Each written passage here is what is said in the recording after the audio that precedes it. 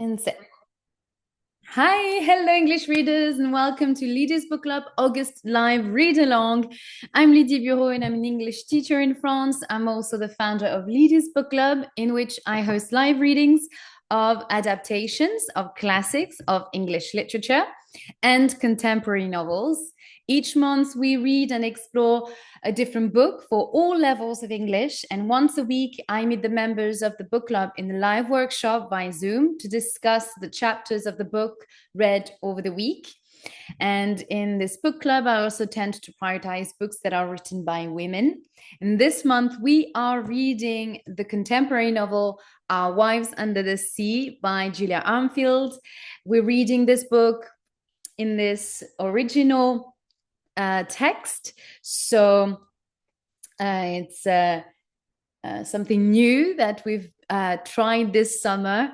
We've been reading this is the second novel that we're reading in its integral text, because as usually we tend to read adaptations of original texts, and we challenged ourselves a little bit this summer. And because I had more time, more availability to read, to have 2 hours of reading sessions, that was more, that was something that I was able to do over the summer, comparing to the rest of the year in which while because I'm working also, so it doesn't allow much time to read, especially after a day at work. So that's what we tried this summer, and it was an amazing experience, and we'll try again for sure. If you'd like to know more about this novel, this novel and Julia Armfield's work, I invite you to listen to the podcast episode 23, an introduction to Julia Armfield and Our Wives Under the Sea, which is available here in this YouTube channel and also on Spotify podcast, called Read in English. Today is session 8 of the live read along of Our Wives Under the Sea, and we are going to read pages 156 to 177. This is our last week reading this novel. We are approaching the end of it. We read all of this, and now we just have this to read. So good job, well done to you guys, reading or listening to the reading of this book on replay. And also for people, thank you to all the people who come and join in the Instagram live as well. So it's great pleasure to read for you guys, and exchange as well. You can find all the upcoming dates and times on my website about the next live readings. So we're going to have 2 more sessions. There are 10 in total, and the next 2 sessions will be tomorrow and Wednesday. So it's happening. This is the end this week.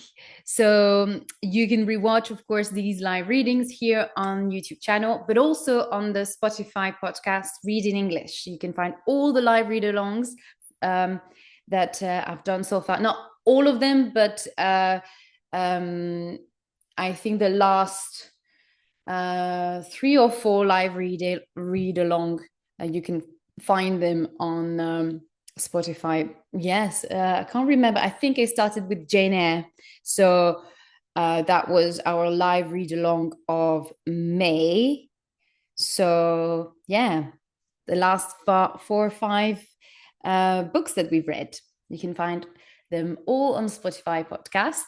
And in addition to these live reading sessions, I'm hosting 3 live workshops based on the novel, so that members of the book club are able to improve their speaking skills and share their views on the novel. These live workshops are hosted on Zoom, so you have to become a member of the book club to be part of these conversations. And more events happening soon. You can find all information and dates of the workshops by clicking on the link in the description of this video. We've done 2 live workshops so far, and the last workshop would be this Saturday. So if you still want to be part of, if you want to participate, attend this live workshop, even though you haven't attended the first 2, you can still join, and you will be able to watch the other workshop on replay afterwards. So it's all fine. You can still have access to the live workshops. Also, I'm pleased to announce that you can now purchase the 3-part live workshop of Daisy Jones and the Six. This is the July live read along, the other novel that we read in its integral text. And you can purchase the 3-part live workshop now on the website store. And once you create your login, you have access to a private space in which you can find the videos at your end, enjoy them at your own pace. Okay, so now the introduction done. Let's get started.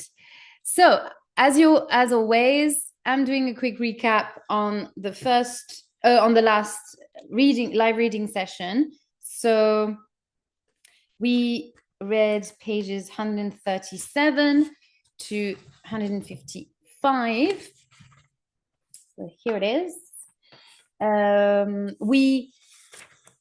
So today we are going to finish reading the 4th section of the book, I think. Yes, the abyssal zone here. Remember, the sunlight, twilight, midnight, abyssal zones are the different layers of the ocean. And this is the 4th layer of the ocean. So remember, I think it was page, I can't remember which page, but there is a passage in the novel in which Leah explain, I can't remember which page it is, but Leah explains the meaning of these different layers. Well, you can Google it if you want to, but actually in the book, Leah explains it. So, which is quite convenient as a reader. And the abyssal zone, if you remember, it is, we are already in the dark. It's completely dark, and there is no bottom at this stage of the layer. And we haven't explored up to that layer, I think. This is what she meant, it's what she explained. Let me check. I want to find this page. Yes, page 76. It is a page in which she where she explained the different layers, and the abyssal zone is the layer where you have no light, but the midnight zone was already a very dark layer. So, but the abyssal seems to be even darker. And they are some living things. They're boneless, without any backbone. Yeah, she explains. So they're strange creatures, but we know, so this zone actually has been explored because we know that they are living creatures, although they're quite strange, and they have funny names like vampire squid or zombie worms or whatever, cosmic jellyfish. They have funny features, and it's the Adal zone, the very last layer that has never been explored, because the abyssal zone is quite deep. We are already at 13,000 feet from the sea level. So we are really down. So there is an immense, it was 76. Thank you, Keti, for looking for the page. So it's already very deep, and the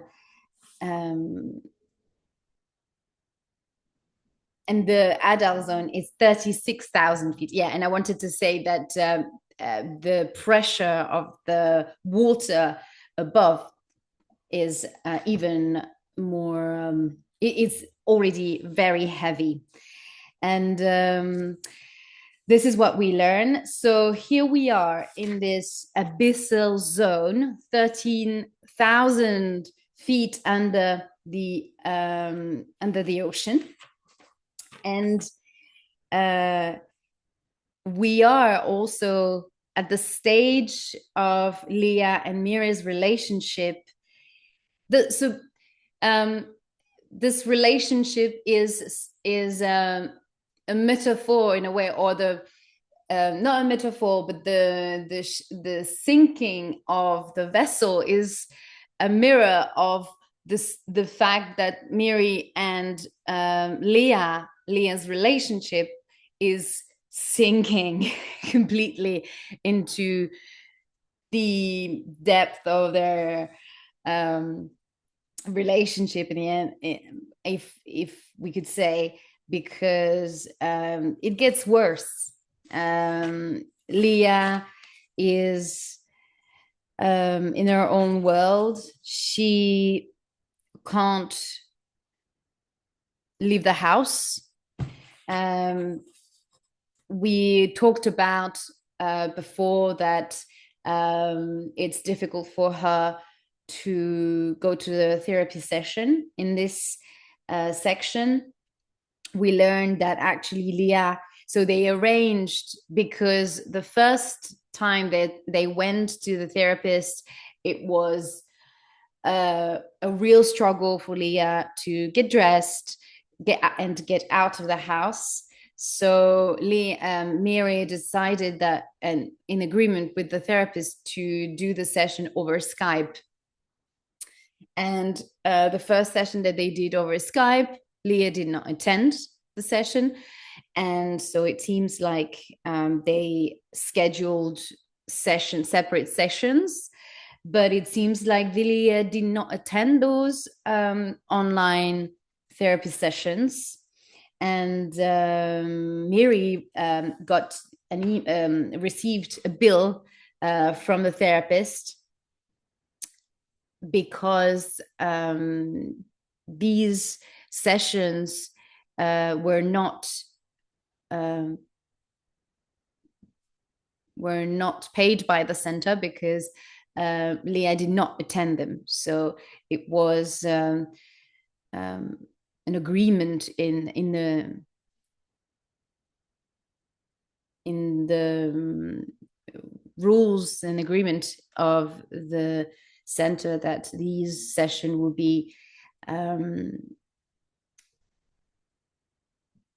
be paid by the center if they were attending the session. But here Leah did not, so they received the bill. So Miri is quite upset about this, and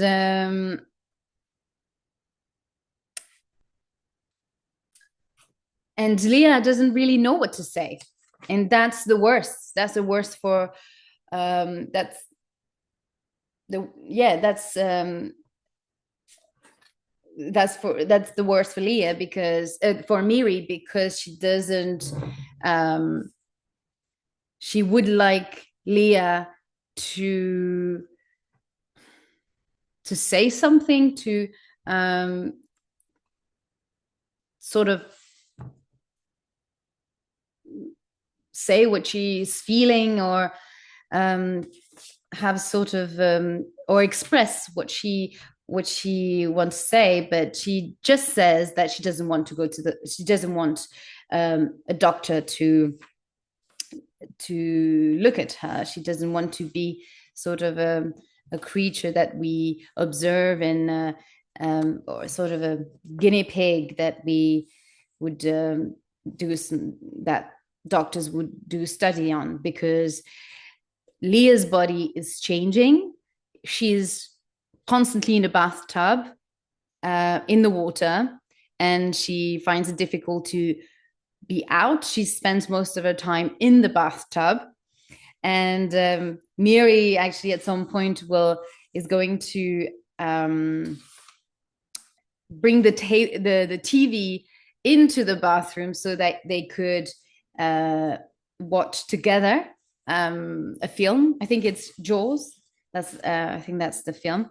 So we can see that everything points to the fact that Leah is somehow in mutation and is becoming sort of a fish. So a creature, a marine creature, a sea creature, we don't know exactly, but she shows all the symptoms of that. In the meantime, Miri is in her frustration. She remembers all the good time they had together. She remembered their marriage and happy moments, and she wants to remember the Leah she met, the Leah she fell in love with, but it seems like she's not there anymore.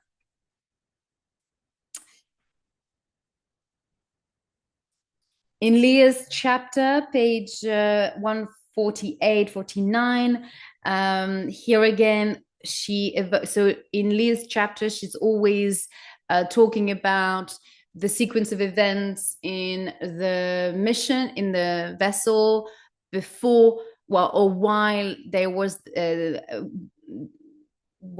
sinking into the ocean.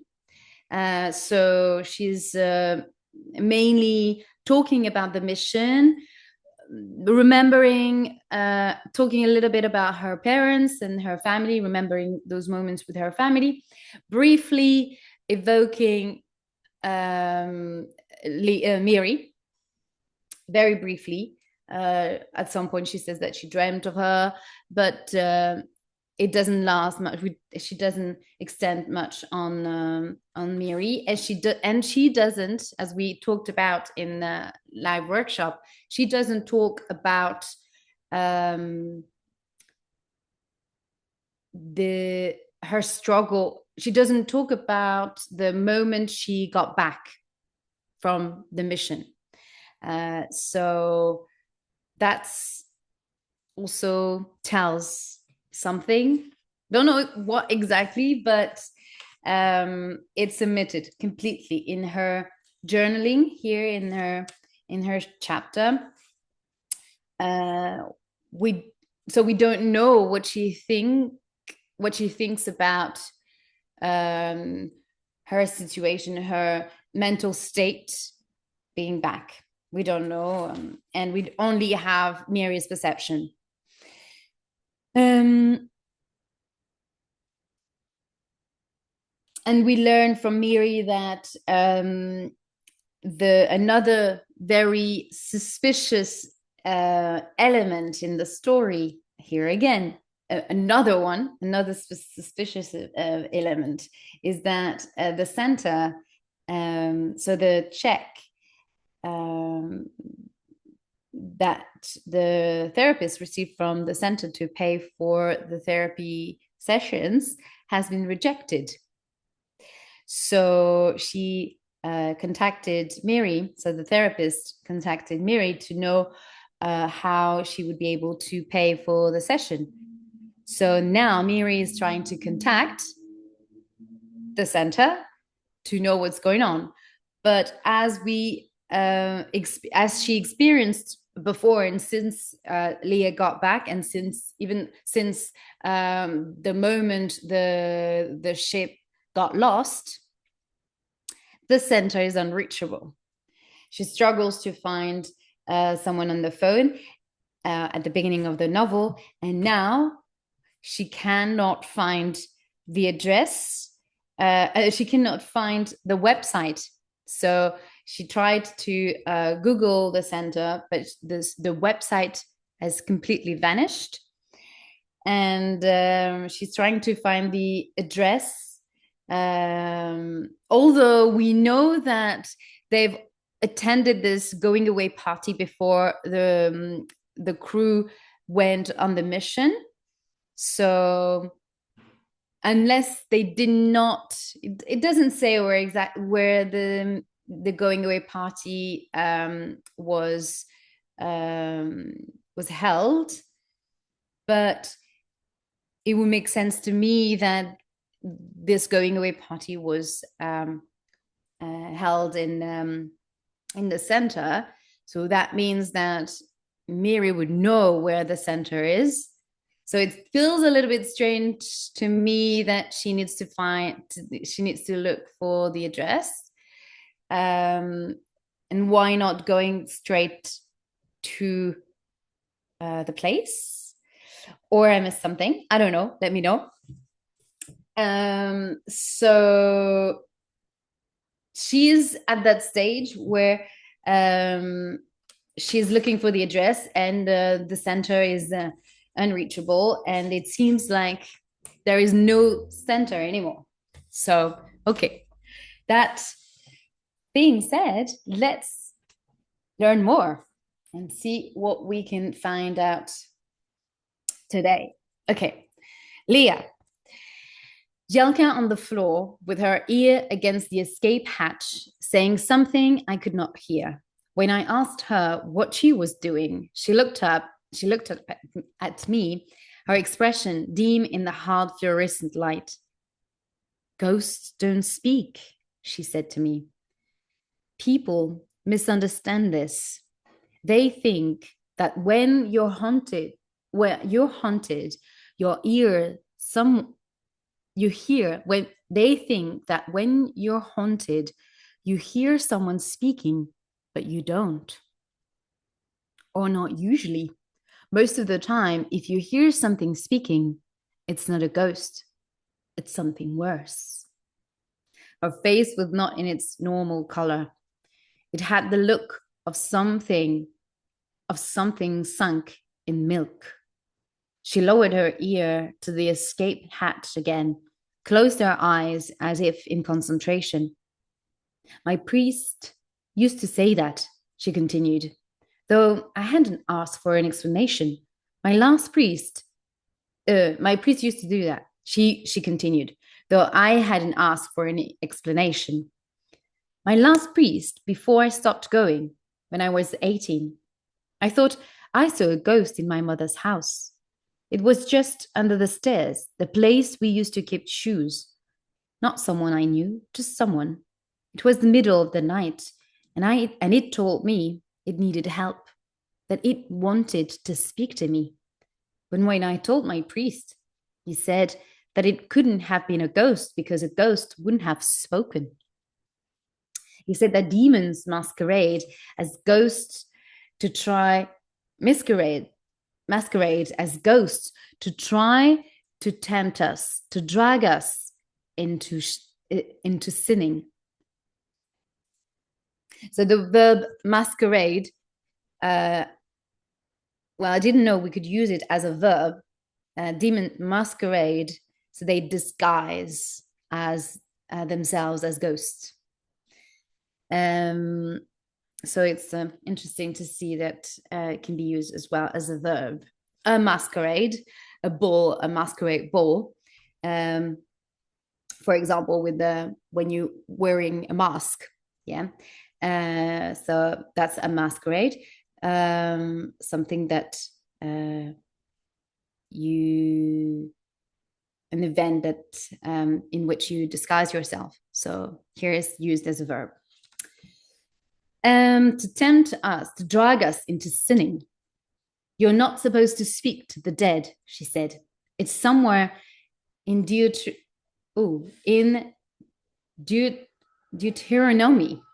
It's somewhere in Deuteronomy.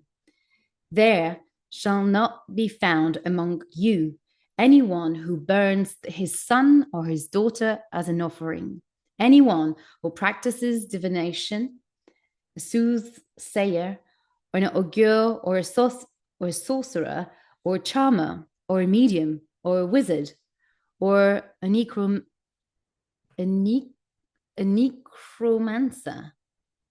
a necromancer.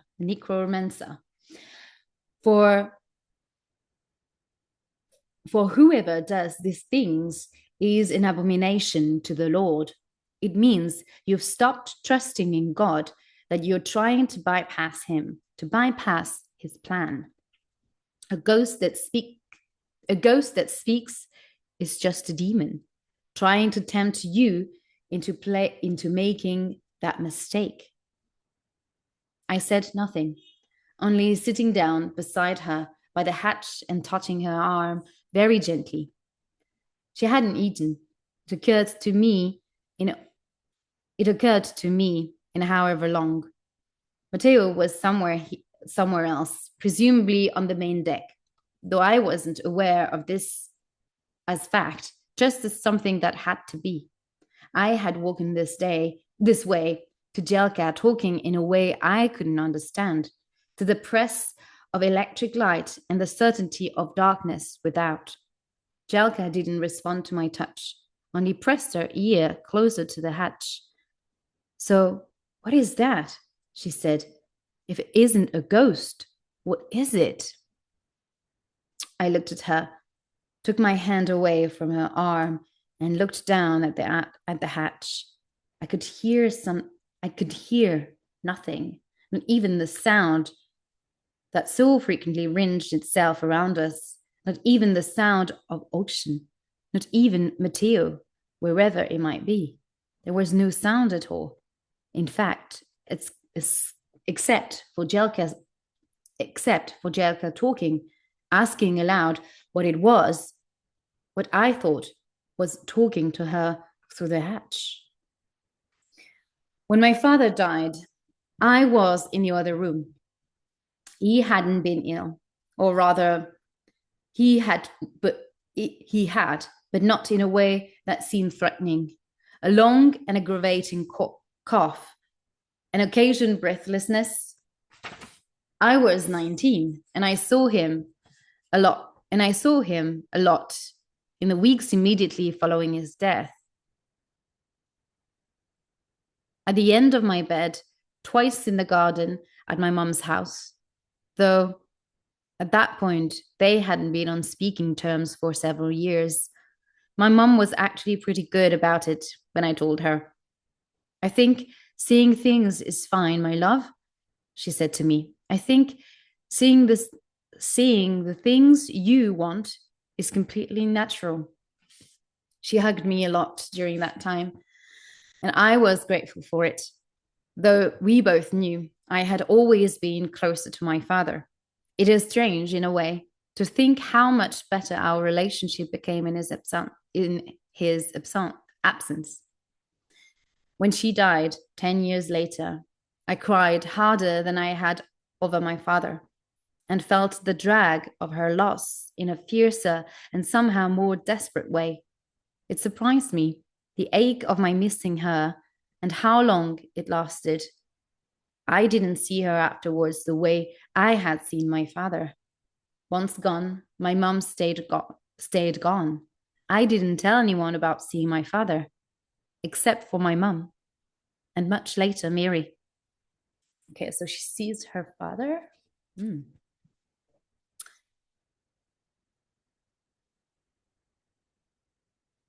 Her dead father, I would say. I don't know anything about ghosts, except that I guess I've seen one, which makes me believe that other people probably have too. When I told her about it the first time, Miri widened her eyes at me and said, I thought you were a scientist, adding that she didn't believe in ghosts, in a manner which should have been rude, but actually wasn't. I mean, I'm jealous, she said, I suppose. When I was a kid, I really wanted to believe in that sort of thing. When my father died, I inherited most of his possessions and sold a lot of them. I kept the things that already felt like mine, the books and the diving almanac, the boxes of magazines and the good big coat that he always let me borrow when we walked on the beach. I saw him many times in the direct aftermath of his death, waved whenever he appeared, and never felt compelled to speak to him. There was already no unfinished business, which I think is what stopped that whole thing being frightening. That and the fact that, ghost or not, it was still only ever my father. There was no sense of haunting, to be honest, only ongoingness until one day he ceased to appear. And I really felt fine about that too. Okay. Mary. The phone rings at midnight and I do not answer. Leah is in the bath and I'm in the bathroom with her. The sound machine is playing its usual noises. And for the first time, I don't register it as an imposition, so much as constant element of the space we share. The phone rings again at 1, and we are in the same position. I've been reading to Leah from a book she bought me once, and ignoring the way she moves her hands through the water, ignoring the thought of the way a body moves when it's been broken, the backwards drift and slip of something functioning incorrectly. Do you know, she says at one point, the dreaming lecture voice that tells me she has, for the moment, forgotten me. Did you know that we all carry the ocean in our bodies? Just a little bit. Blood is basically made of sodium, potassium, calcium, more or less the same as seawater. When you really get down to it, the first things came from the ocean, from the sea, of course. So there is always going to be a little trace of it in everything, a little trace of salt in the bones. Sharply after this, I asked her if she wants to come to bed. You've been soaking all day, I tell her, and she nods and tells me that ideally she'd like a little bit longer. The water's cold, I say, and she tells me that's fine. And I think in a peculiar way of how similar this is to before, despite everything. The way that Leah was so often fine when I wasn't, the way that I seemed so endlessly clenched and dense and prone to discomfort, where Leah was simply happy to sit as she was. The reason you get heartburn, she used to say, is because you're letting your whole body squeeze you too tight.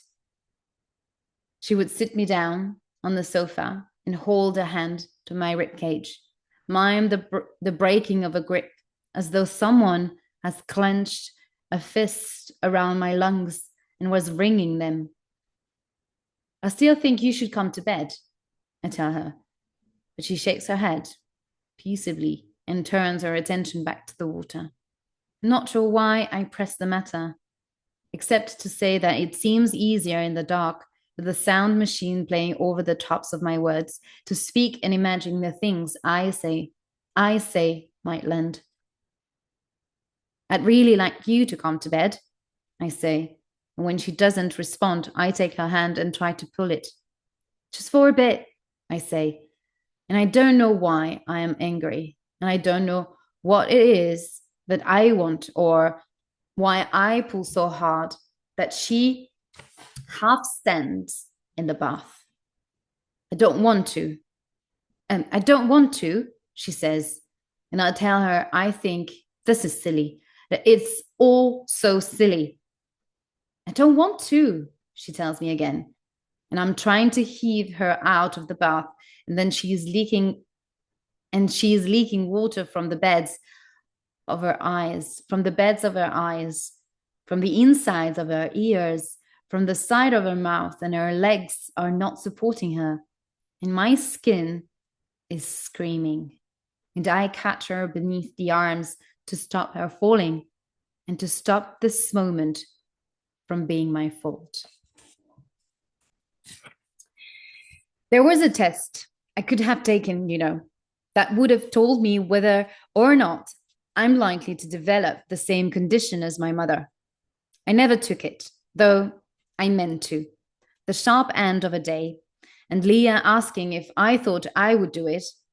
For your own peace of mind, she had said. And then, but only if you think it will matter. I had gone out one day with the purpose of sorting it, had booked a test and walked through town in a thin and drifting rain that settled like a layer of fabric across my shoulders and back. And drifting rain that settled like a layer of fabric across my shoulders and back. I had reached the place where the test was due to be carried out 15 minutes early. And thinking vaguely that it would do to while away the time before my appointment, had simply turned around and walked home again. I'd been back on my sofa, watching television for several hours before I realized what I'd done. I suppose I think about this sometimes, the reason for booking a test and the reason for missing it. It is easier, I guess, to believe that life is inexhaustible. Not so much that its opportunities are not so much that its opportunities are fast, or that one's personal dreams can be reached at any age or season, but rather to believe that every dull or daily thing you do will happen again any number of times over. To stamp a limit on even the most tedious of things, the number of times you have left to buy a coffee, the number of times you will defrost the fridge, is to acknowledge reality in a way that amounts to torture. In truth, we will only perform any action a certain number of times, and to know that can ever be helpful. There is, in my opinion, no use in demanding to know the number, in demanding to know upon waking the number of boxes to be ticked off every single day. After all, why would it help to be shown the mathematics of things, when instead we could simply imagine that whatever time we have is limitless? The phone rings again at 6 a.m. I have left Leah in the bath the way she asked the way she asked me to, when her mouth drained of water sufficiently to allow her to talk. I answer the phone, and the caller identifies herself as the sister of Jelka, was in the craft with Leah when it went down. I'd love to speak, she says, if that wouldn't be too much trouble. There are some things I think we ought to discuss. Okay, new element here. Leah. Things broke down. I think that's fair to say. Not that this happened suddenly, but my recognition of what was happening still came on in the sudden way things tend to in a crisis. Things were bad, but fine. And then they weren't fine. And I missed some crucial point by which to fix them. We were trapped. And Jelka was suddenly hearing things that Matteo and I couldn't hear. And there was nothing I could think of to do that didn't involve first rising to the surface and then looking around for help. Jelka on the main deck, with her cheek against the window, Jelka in the rear chamber leaning down towards the hatch, Matteo pulling her away, at first with concern, but increasingly with something more like impatience. "You're giving me the creeps," he said. The shower running in the wash stall, and no one using it. I turned it off, told them to be more careful, though both claimed not to have left it on. The noise sometimes waking me, sometimes coming when I was already awake. I held my hands before my face and counted fingers, recollected dreams I had at 17, of webbing growing down past the knuckle and gill slit in my neck. Jelka standing with her back to me, looking out towards the dark, the main deck lit by torches lined up along the central console. The feeling in my legs after I fell asleep and woke again, like pins and needles. Matteo flinging a plate against the wall and then apologizing for it. "Let's talk about this reasonably," I said, then found myself unable to continue. Jelka's figure of Saint Brendan turning up in strange places, in the shower tray, in the chest fridge, standing guard beneath my bunk. "I hate that fucking thing," Matteo said. "Feels like it's watching me." I hate something from the stores and wondered how much could possibly be left. Wondered why it hadn't started running out yet. I went into my pack and found the postcard Miri had bought me. The image of a tangerine-colored octopus, Pamela, giant Pacific octopus, estimated age between 3 and 4 years old. "Who are you again?" Matteo said when I came to join him at the table. "Only kidding," he said, but then asked me why it was we were here. "I won't speak to you," Jelka's voice in the dark, in her bunk with the blanket thrown up over her head. "This isn't me speaking to you now." I sat on the main deck and thought again about Sylvia Earle, about something she had said in an article I'd cut out in and treasured. "Our understanding of the universe," so she said, "comes from the ocean. It has taught us that life exists everywhere, even in the greatest depth, that most of life is in the oceans, and that oceans govern climate. Perhaps because we are so terrestrially biased, air-breathing creatures that we are, it has taken us until now to realize that everything we care about is anchored in the ocean." I had my back to the window as I thought this, and found myself suddenly unable to bear the oppressive blank of space beyond the glass. Where are you all? Where are you all?" I wanted to scream, overcome with a sudden vivid grief at the thought of this nothing. No strange deep ocean creatures, no bioluminescence, no life. Come on. I found myself thinking, give. I chewed my tongue to keep from talking and listened to the noise outside the craft. Matteo dragged Jelka up by her arm, up and away from the hatch where she had been crouching. "I'm sick of this," he said, and she pulled her arm away too hard and overbalanced, grabbed the air and fell. "I can't take any more of this fucking behavior," he snapped and reeled back as if to kick her. and I pushed myself between them, pushed him away, and he pushed me back, and I thought, help, once sharply, and wanted Miri, even though she was smaller than me. I'm sorry, he said to me later, holding his frostbitten hand out to take my elbow, passing his other hand over his face. I'm sorry, buddy. I'm so fucking sorry. I don't know what's going on.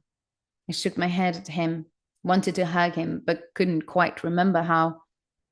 Jelka was back where she had been, by the hatch, with her head passed downwards, and it seemed easy enough to imagine that nothing had happened at all. There is a point between the sea and the air that is both and also not quite either. Does that make sense? I'm talking about the point at the very top of the ocean that is constantly evaporating and condensing, where water yearns towards air and air yearns towards water. I think about this sometimes, that middle place, the struggle of one thing twisting into another and back again. I was asleep, which is why I missed what happened. I walked to Jelka screaming, and Matteo seeming both to be pushing her up and pushing her away from him.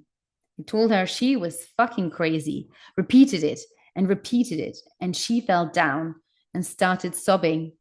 And I wasn't sure what was going on, so couldn't really do anything except push myself between them again and hope things would start to make sense. Matteo wouldn't explain, only told me he couldn't be where he was and crashed away to the main deck, leaving me with Jelka. I asked her what had happened, but she refused to speak to me, remaining where she was on the floor of the rear chamber, pressing her head down towards the escape hatch, grinding a forehead into the metal. I sat down beside her, and I thought about everything I had hoped to do, the things I had wanted to study and see, and the trappedness of everything, the darkness, the lack. This isn't the ocean, I thought to myself, once and very clearly.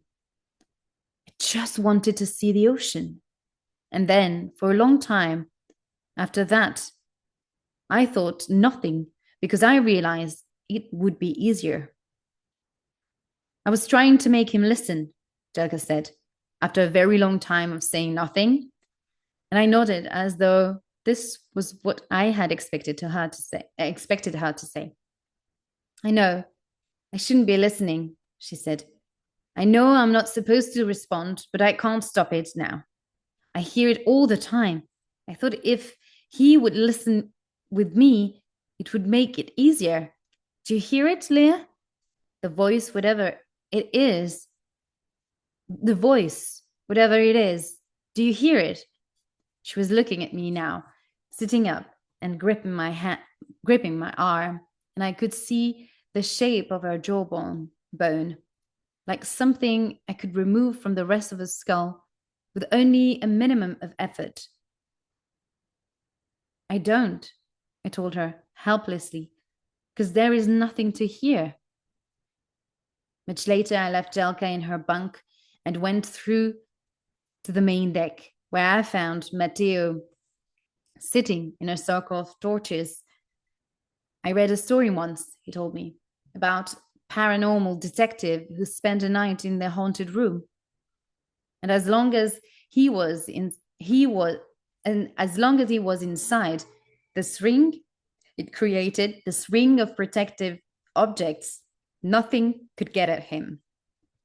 I asked him if I could come inside the circle, and he shook his head at me. Nothing personal, buddy, he said, and looked like he meant it. I'd just rather you didn't right now. Just, I'd just rather you didn't right now. The sound was back, the surging and retreating of whirring, whistling, rending sound that I knew wasn't all that Jelka heard. What do you think it is we're here for? Matteo asked me. And I looked at him inside his circle and felt unsure of what to say. I don't think they told us the truth, he said, when I didn't answer him. And I shrugged and looked towards the windows, the way I often did, listening to the sound as it welled itself around the craft and trying to imagine what it was Jelka could hear speaking in its place. I mean, Matteo said, we both know this, don't we? They shipped us off with so much food and board. The comms went out before the system died. Like they switched it off. They switched it off externally. We know all this. We know this. Quite interesting. Takes a new turn now. I nodded, shrugged again, trying to imagine how I would have felt when I was used to feeling anything. I thought about Pamela, wondered if I would still remember her name if I didn't have a postcard to remind me. I thought of the upward curl of her arms, the way she boiled up out of the water to reach for me. I thought of the shock of her strength the first time, the way she had gripped me from right wrist to elbow as one of the keepers pulled at my shoulder and told me I'd just made a friend. I feel like we're waiting for something, Matteo continued, or experimenting with something. I don't feel like this is a research trip. This is a research trip. Don't you think? Feels more like being dropped in a tank at feeding speed and waiting for the sharks to come out. I nodded, understanding what he was saying, somehow unable to get my mind off the octopus, the tight but forgiving press of a creature strong enough to break my bones, and yet choosing not to. They said it was a research trip, said Matteo. Do you remember that? Because sometimes I feel like you don't. I feel like I don't, like I'm forgetting. I don't think it's that important, I said. It didn't mean that so much as there were other things, more important things that I felt in danger of forgetting. She's hearing things that aren't there, he said after a pause. I don't know what to do about it. Neither do I said. And after that, I went to sleep for a long time on the floor next to Matteo's circle of torches. I dreamed in pieces, shapes and shards of broken pictures. I dreamed about the octopus, knew her name, and then forgot it. And I dreamed about Miri, except her face was different and something was off about the way she moved. On all fours rather than upright, and not towards me, but somehow to the side. And I dreamed that it was the ocean after all, that I was the ocean. But not the ocean, I knew it. I dreamed that it was a different part, something older and deeper. And I dreamed that there were things there with me in the dark. All right. New chapter. Miri. The woman across from me is tall in a way I'm not used to and worries at the skin of her upper lip so hard that at one point during our conversation, she has to pause to press a paper napkin to the center of her mouth. I'm so sorry, she says. It's a disgusting habit.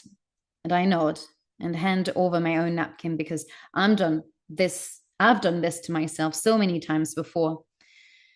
We're in the cafe. I often visit my and we are in a cafe I often visit with Carmen, and I wonder in a way that passes in and out of my mind like a flickering light how long it's been since I last checked in with Carmen. Do people keep trying to bring you coffee? The woman across from me asks when she returns from the counter bearing 2 cups of tea and a slice of depressed looking apple cake. I don't know. Maybe that's just my experience. When I told people what had happened at the beginning, everyone just seemed to want to keep me extremely well caffeinated all the time, as if I would want to be particularly awake for all this. You know, her voice is oddly formal, with an accent I cannot quite place. And it occurred to me that she must look similar to Jelka, except that I cannot, for the life of me, remember what it was that Jelka looked like. We met once at the reception of the center held before they left, but I remember little of her, and I can only impose the image of this. So sorry. I'm so sorry. I was just trying to open my bottle. Okay, I just had a sip of water. Sorry. We met once, of course, at the reception the center held before they left, but I remember little of her, and I can only impose the image of this stranger over the top. Her name is Juna, something that she had to tell me twice and pronounces with a J that bends into the shape of a Y. Yuna, yeah. She's taller than me, better kept, blue veins forking at her wrists like roots, and she is my age, I think, or slightly older. The various things about her make it difficult to be sure. 6 extra shots, my friends used to say. And she's talking to me still, rolling her eyes in a way that seems at once friendly and impersonal, as if this is a story she would just as happily tell in the office. He'd bring me these enormous coffees, these buckets of the stuff, and I'd think to myself, 6 extra shots, and I'll be on the ceiling. I shouldn't complain, though. I know. She adds and hitches up one sleeve and then the other with an odd, precise gesture, which is not at all interesting, except I have never met a person who moves in exactly this way. Having people to be kind to you is so important, but it's also incredibly irritating. It's hard to find the balance of what you're actually able to accept without wanting to hit someone. I nod, sip my tea, and wonder what it is I'm doing here. I hadn't been keen on leaving Leah, had half considered calling Sam to come and watch her when I was gone, before thinking that, of course, I couldn't, that there was somehow no way of bringing a third party into the situation as at this late stage. Instead, I left Leah in the bath with the TV on, but as far away from the water as possible, turned her sound machine onto its middle setting, and told her I would be back as soon as I could. I had almost abandoned the plan of meeting Jelka's sister, telling myself several times, even as I dressed that morning, and even as I put on my shoes to leave, that I ought to call and cancel. That I was, in fact, just about to do so, that that was the very next thing I would do. Thank you for the tea, I say now, mainly for the sake of saying something. And Juna notes me. A Yuna, because I think it's why. Okay. Anyway, Juna nods at me, takes a fork full of apple cake and pulls a face. This is horrible, she says, and continues to eat it, which amuses me enough to make me sit up a little. I'm very happy you agreed to meet me, she adds. Curiously formal again. She adds, curiously formal again, gummed with apple cake. I know how things can be. It's okay, I say, and she nods, looks at me frankly for a moment. I'm sorry, I called so early, she says. When I called you, I called early. I didn't plan to, but I wasn't sleeping well, and I took a chance that you weren't either. I thought it would be good to speak, she says, though she has already said this several times on the phone, and then again when I first arrived at the cafe and found her waiting there. My sister and your wife, she says. Do you say wife, actually? I'm sorry, I wasn't sure. I'm bewildered by this nod, and she adjusts her sleeves again. Okay, she says. My sister and your wife were on the dive together, as you know. I know, we met, I say. Your sister and me, just once at the party before they went away. I don't think you were there. I'm not sure if this is an interruption, though she doesn't behave as if it is. She nods her head, cracks the knuckle of her index finger beneath her thumb, in a gesture which seems somehow conversational. I've been putting off getting in touch with you for a long time, she says, and I wasn't even sure how to reach you at first or what it was I was supposed to say. I've been doing a lot of saying the wrong thing recently, and I'm trying not to do that so much. Did you call me all those other times? So maybe she's the mysterious caller.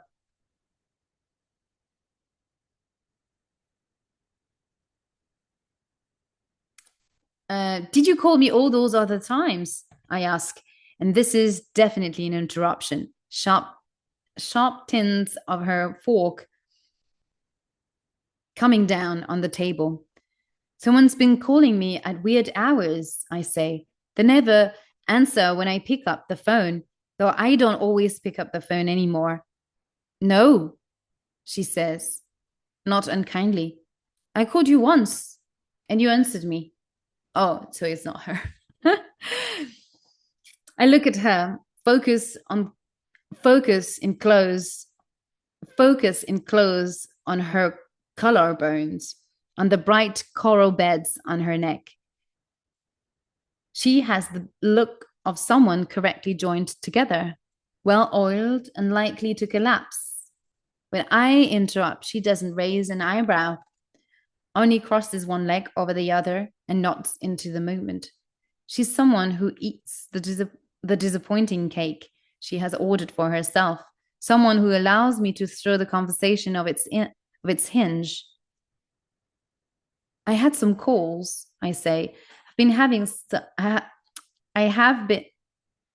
having them forever, like before Leah came back, even.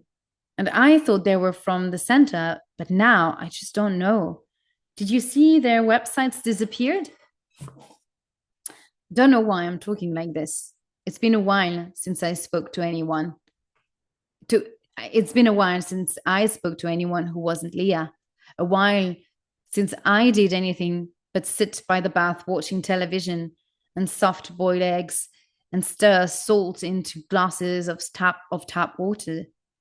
Across the table, Juna is still nodding, tilts her head one way and then the other in a manner which may be understanding or may simply be an effort to work out a kink. Yes, I saw that too, she says. I've been expecting it. I've been trying to call to some people, you see, looking into some things. I think I know what the phone calls you've been getting might have been about. But really, I think it's best if you let me go from the beginning. Her skin, I noticed, is foundation smeared to an optical illusion of smoothness that, on closer inspection, only thinly covers its pits and scars.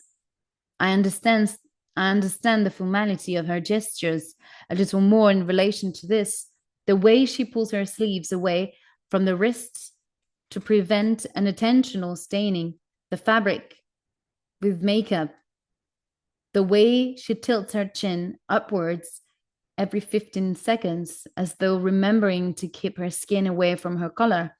I am still considering her skin when she speaks again, and the meaning of her words takes a moment to sink in. I need to tell you that my sister is dead, she said. And I need to tell you what I know. Okay, that's a big reveal. So Jelka has died. Okay. My face feels stiff, as though I've washed it with hand soap, and the tooth that has sat curiously dormant at the back of my jaw for however long has spontaneously resumed aching. I am in the kitchen, and Leah is in the bathroom, and I don't know how long I've been here or how long it's been since I returned home, but the sunlight is peeling away from the kitchen worktops like paper torn in stripes. I let Juna speak for a while and then told her I'd had enough, but that maybe she could phone me at some other time or on some other day. And then I left without paying for my tea, and had to double back when I realized it's fine, Juna said. When I almost ran into her outside the cafe, I paid for it. Least I can do. Least I can do. And then she walked me part of the way home while telling me a very long and frankly incomprehensible story about an older couple she knew who appeared to have had polyamorous affairs with half of the people she knew in the city. You know, when two people are 50, she said, and not at all interesting, but somehow their open marriage has consumed the lives of everyone around them. I'm sorry. I don't know why I'm telling you this story. I think I'm just trying to make noise. Now, in the kitchen, I appear to have made myself another cup of tea, despite having had one at the cafe. Leah's sound machine is making a strange juddering noise, as though something has come loose in its inner machinery and is causing the usual noise to sound arrhythmically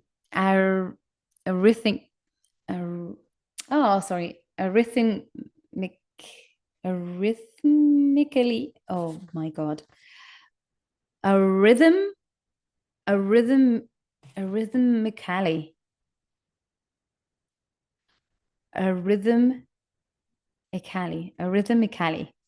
And somehow off center.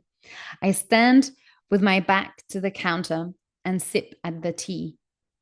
I do not want and try to play back everything Gina said to me.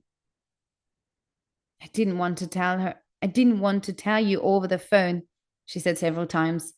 I thought seeing your face would make it easier. Maybe your seeing my face would make it easier. I don't know. Her sister was dead, she told me, and the center had at first given her contradictory information, then seemed to start screaming at her calls, screening, and then seemed to start screening at her calls. then appeared to close up shop and appeared to close up shop together all together. A screening calls means that they ignore her calls, or they send her calls straight to voicemail. A little bit similarly, quite similar to what they were doing to Mary.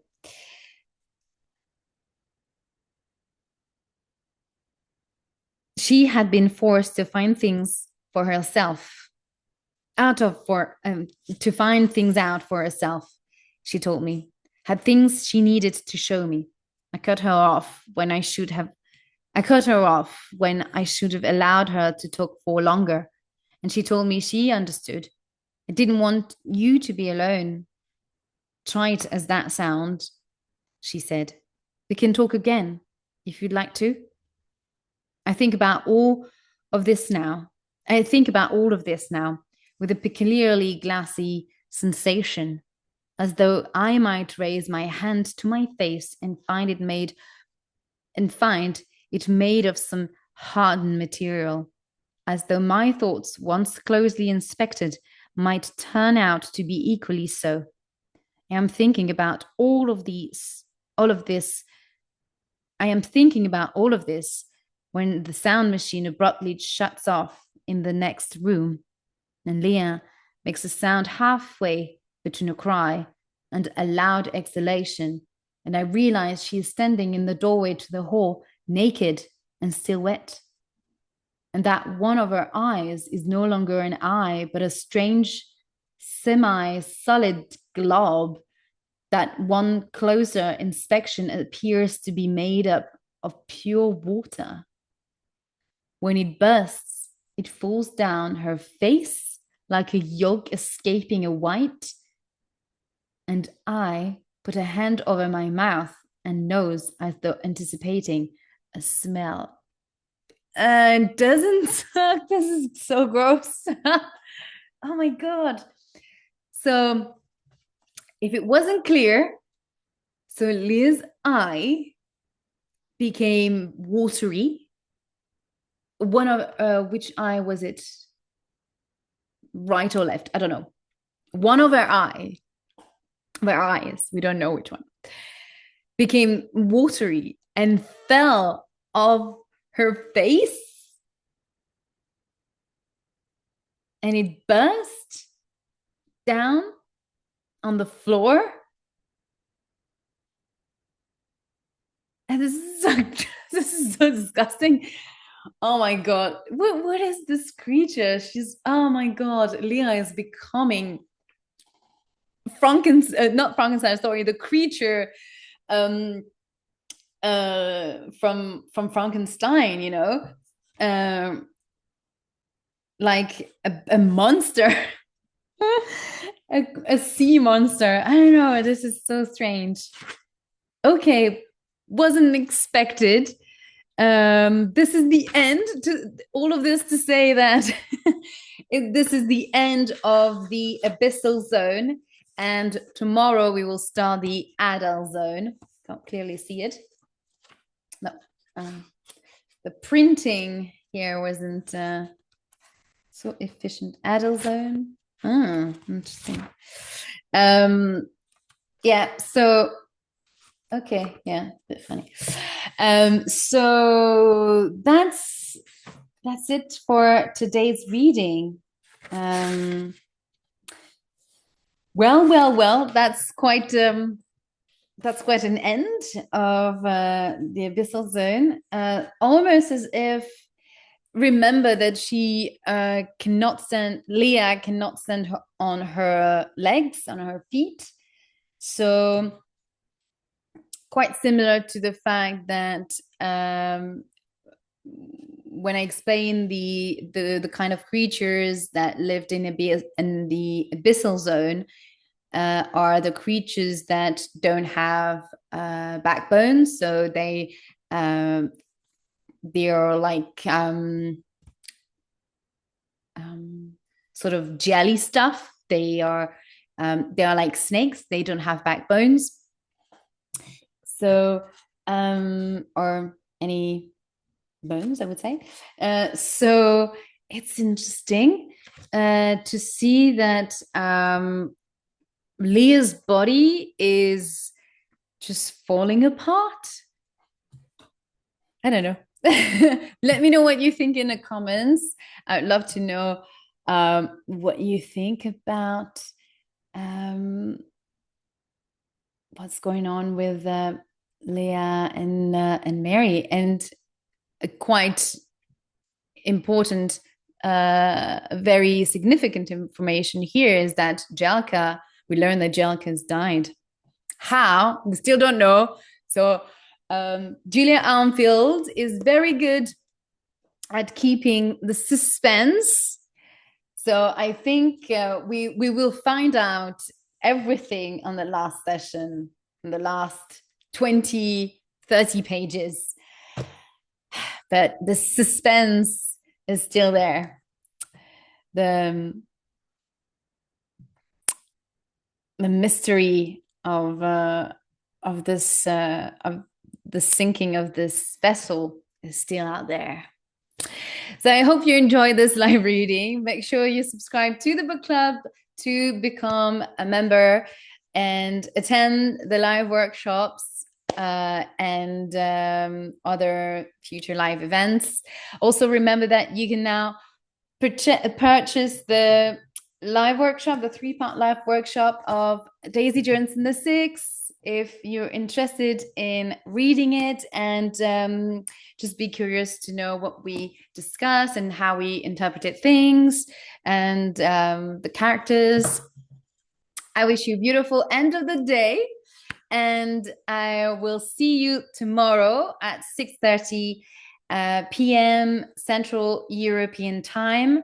So it's 6:30 in the evening, Paris time, for session 9.